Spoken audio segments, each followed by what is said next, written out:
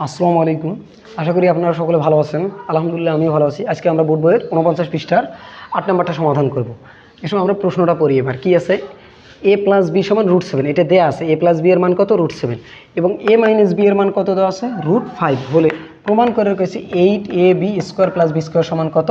24। তার মানে আমাদের ডাইনে কত আছে? 24, বামেও কত আছে? 24। তাহলে আমাদের বাম পক্ষে কত বের করা লাগবে? 24, কিন্তু এখানে 24 দেওয়া নেই। আমাদের এটার কাজ করে বের করা লাগবে কত?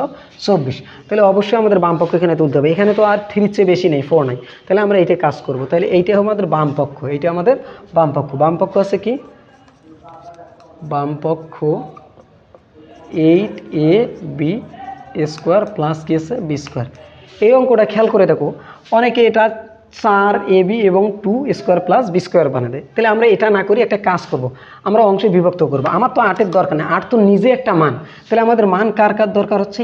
এবির আর হলে স্কোয়ার প্লাস বি স্কোয়ার। এখানে 3টে অংশ আমরা বিভক্ত করে নিতে পারি, তাহলে সহজ হবে। অন্য 2 আনি যদি তোমরা সূত্র বসে অঙ্ক করো, তাহলে ওটা তোমাদের জন্য কঠিন হবে। তাহলে আমরা এইটা অংশে বিভক্ত করব, 3 অংশে।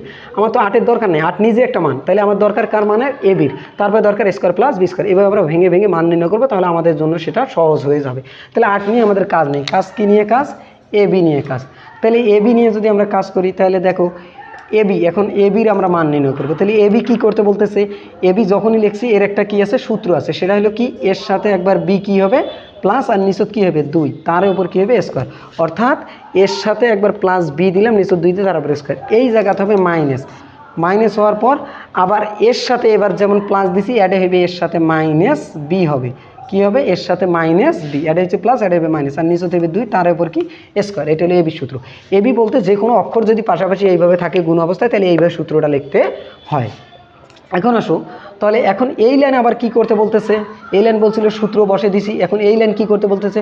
বলতেছে এ প্লাস বি আমার একটা মান আছে, তুমি বসে দাও। সেটা কি? √7, আর নিচে 2 কি থাকবে? 2। তাহলে শুধু মান বসে দিলাম, এ প্লাস বি এর মান কত? √7, তার উপর কি হবে? স্কোয়ার, তারপর কি ছিল? মাইনাস।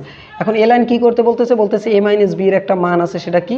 √5, আর নিচত কি? 2, তার উপর কি দেবে? স্কোয়ার। অবশ্যই ব্র্যাকেট দিতে হবে, যেহেতু 2 জন। এখন এই লাইন কি করতে বলতেছে? এই লাইন বলতেছে এই স্কোয়ারটা তুমি √7 দাও, আবার এই স্কোয়ারটা 2 দাও। তাহলে এই স্কোয়ারটা যদি √7 দেই, তাহলে এই স্কোয়ার আর রুট কাটা গেলে উপরে পড়ে থাকবে কি? 7। 2 কিন্তু লেখা যাবে না। এই স্কোয়ারটা যদি 2 দেই, তাহলে কত হবে? 2 দুগুণ 4, কারণ 2 এর উপর স্কোয়ার দিলে 2 2টা বোঝায়, আর গুণ করলে 2 দুগুণ 4, তারপরে কি ছিল? মাইনাস। এবার আসো, এই স্কোয়ারটা যদি √5 দেই, তাহলে রুট আর স্কোয়ার কাটা গেল, শুধু উপরে পড়ে থাকলো কি? 5। আর এই স্কোয়ারটা যদি আমরা 2 দেই, তাহলে 2 2টা বোঝায়, 2 দুগুণ 4। এবার আসো, তাহলে আমরা একটা কী করবো? টান দেবো। তাহলে নিচের সাইড এই দুটোর লসাগু ঘুরিয়ে কত হবে? 4। তাহলে 4 দিলাম একটা টান দিয়ে, 4 4 কাটা গেলে কত? 7, মাইনাস 4 4 কাটা গেলে কত? 5। এবার আসো, নিচে কত থাকলো তাহলে? 4। আর 7 আর 5 কী করবে? কাটাকাটি করবে, যেহেতু মাইনাস আর প্লাস, তাহলে কাটাকাটি করলে কত? 2 থাকবে।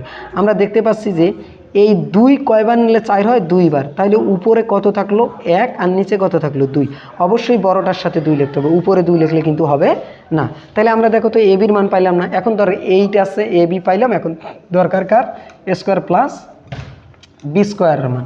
তো এখন তোমরা খেয়াল করো তো, স্কোয়ার বি স্কোয়ার যখন আমরা মান নির্ণয় করব, তখন দেখো তো এখন এটি কি করতে বলে? আমি বলছিলাম যখনই দুটোর উপর স্কোয়ার দেখবে, ভিতরে কিন্তু প্লাস, মাইনাসটা হওয়া যাবে না। মাইনাসটার কিন্তু আলাদা সূত্র আছে।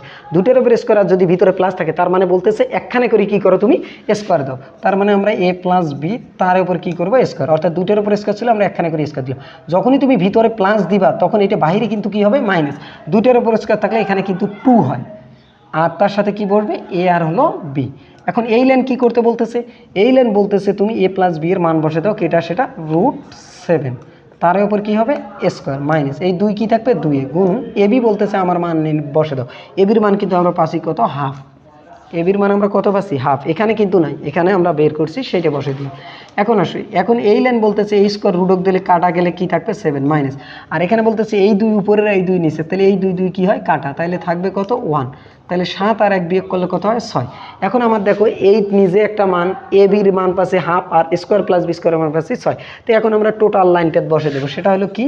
8ab স্কোয়ার প্লাস কি? B square. আমরা এবার অংশ আকারে লিখলে আমাদের জন্য অঙ্কটা সহজ হয়, আর একসাথে লিখলে আমাদের জন্য বেশ কঠিন হয়ে যাবে। তাহলে আমরা কি করবো? 8 8 রাখতে বলে, গুণুন এবি বলতেছে আমার মান আছে কত? হাফ, তুমি হাফ বসে দাও। তাহলে 8 8 গুণুন এবির মান হলো হাফ, গুণুন স্কোয়ার প্লাস বি স্কোয়ারের মান আছে কত? 6। তাহলে আমরা বসে দিলাম 6।